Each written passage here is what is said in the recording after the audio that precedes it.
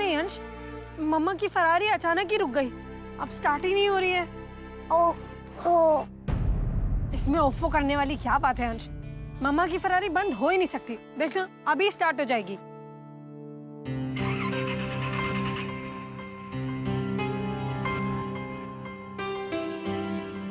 उतरो।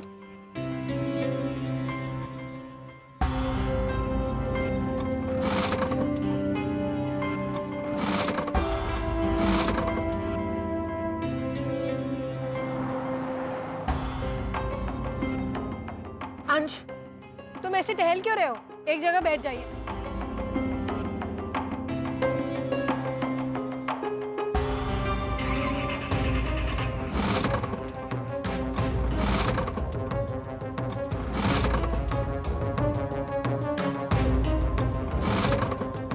मामा, पढ़ाई तो स्टार्ट ही नहीं हो रही।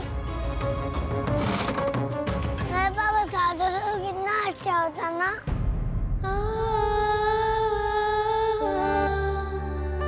वो 1 मिनट में ठीक कर देते।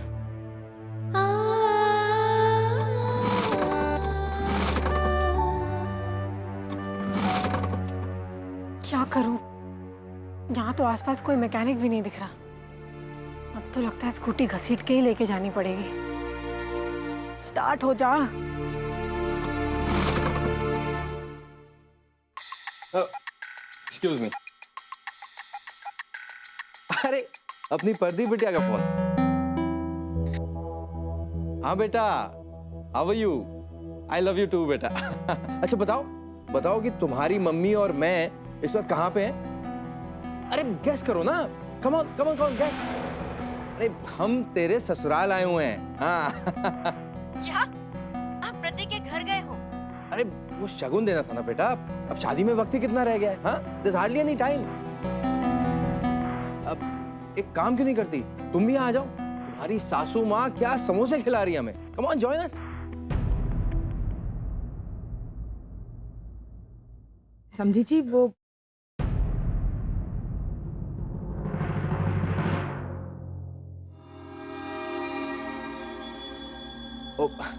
I'm so sorry, मैं तो भूल ही गया था। सॉरी स्वीटहार्ट, वो क्या है कि शादी से पहले ना तुम अपने ससुराल नहीं आ सकती। अब तुम्हें तो पता है कि मैं इन सब बातों में बिल्कुल बिलीव नहीं करता हूँ, लेकिन भाई तुम्हारे इन-लॉज चाहते हैं कि तुम शादी से पहले उनके घर ना आओ। और वैसे कोई बात नहीं, अगर तुम यहाँ नहीं आ सकती तो तुम्हारे ससुराल के समोसे तो तुम्हारे पास आ ही सकते हैं। हाँ, मैं 2-3 पैक करवा के ले आऊंगा। ओके बेटा, टेक केयर, लव यू। ये कौन सा तरीका है बेटी से बात करने का? बाप तो बिल्कुल चोरू का गुलाम है। कहीं बेटी भी मेरे बेटे को ये गुण ना सिखा दे। अब भैया वो जरा 2-3 समोसे पैक करवा दीजिएगा, परिधि बेटी के लिए लेके जाना है। अच्छा सूरज प्रताप जी, अब हम लोग चलते हैं। जी thank you so much. Okay बेटा। अरे हाँ, बाय द वे प्रतीक, तुम्हारे और यश के लिए एक फॉर्मूला बताता हूं। सक्सेसफुल शादी के लिए ये बिल्कुल फर्स्ट क्लास रहता है। कभी भी अगर हस्बैंड से कोई गलती हो जाए ना तो फौरन कान पकड़ के सॉरी बोल देना चाहिए। लेकिन अगर वाइफ से गलती हो तो एकदम चुपचाप, जैसे कि तुमने कुछ देखा ही नहीं है, तुम्हें कुछ पता ही नहीं है। Because the wife is always right and the husband always wrong. तो भाई सक्सेसफुल शादी का यही नुस्खा है यंग मैन। सीख लो, गांड बांध लो। ओके जी, अब हम लोग चलते हैं। चलिए।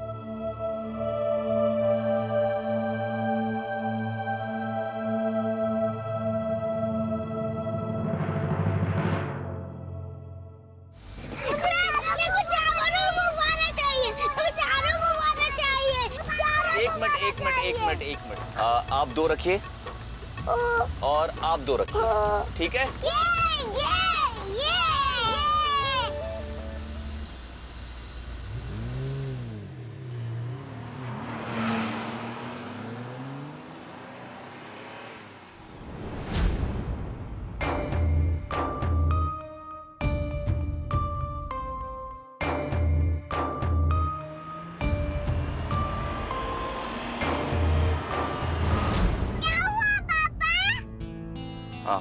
कुछ नहीं, आप लोग यहीं बैठो, मैं अभी आता हूँ, ठीक है? हाँ। खेलो।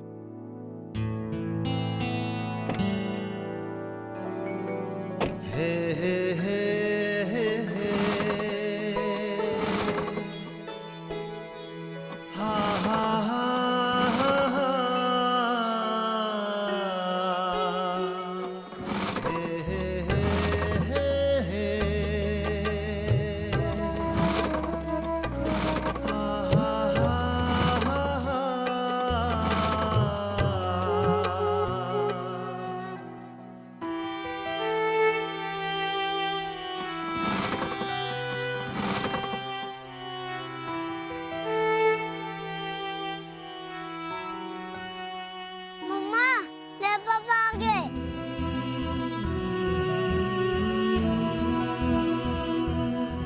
हमारी वैरायटी कर देंगे वो।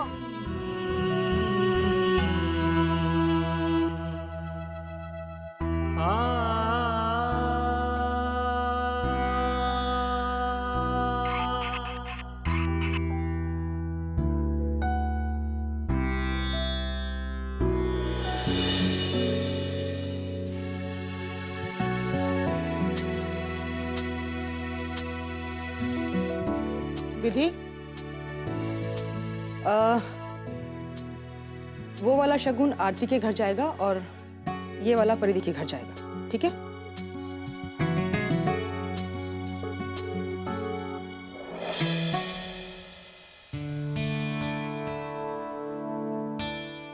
मम्मी जी, आपको नहीं लगता कि आरती के लिए जो शगुन है वो थोड़ा सादा और फीका लग रहा है?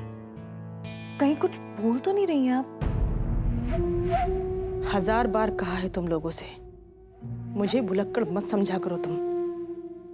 मैं जो कुछ भी कर रही हूँ सोच समझ कर रही हूँ। दोनों शादियों में जमीन आसमान का अंतर है, तो शगुन में भी अंतर होगा ना।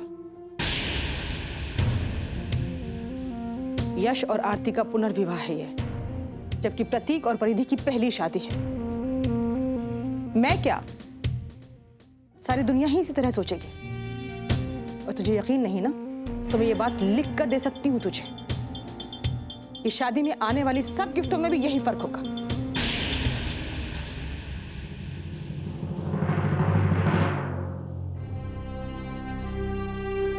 अब क्या सोच रही हो?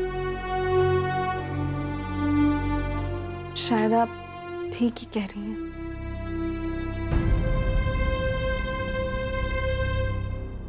मैं तो ठीक ही कहती हूँ। सुनने में कड़वा जरूर लगता है, लेकिन लगता है तो लगा करे।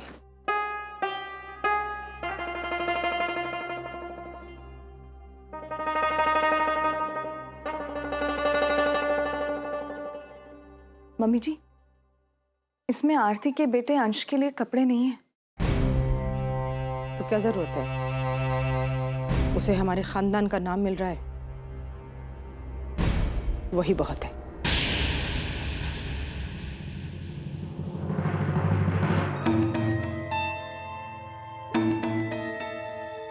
अच्छा, टोक ही दिया है तो रख ले कुछ कपड़ा।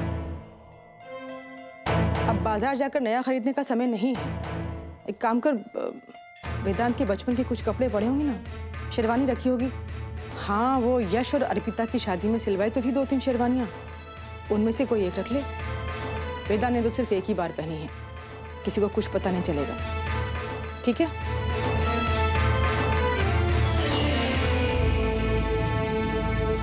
किसी को कुछ पता ना ही चले तो अच्छा है।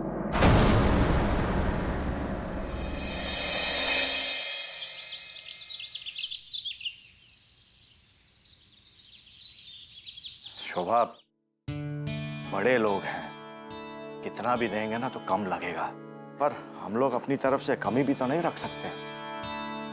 मैं सोच रहा हूं कि समधी जी और समधन जी को 51-51 हजार और आरती के जेठ जेठानी को 21-21।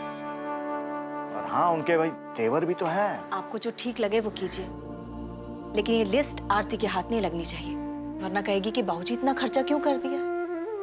पगली है बिल्कुल, समझी गई नहीं कि ये सब हम अपनी खुशी के लिए कर रहे हैं, किसी के कहने पर नहीं। वैसे शोभा, तुमने आरती से शादी की तारीख की बात तो कर ली है ना? तो कब करोगी? शादी की पूरी तैयारियां हो गई हैं। उसके आते ही बात करती हूँ।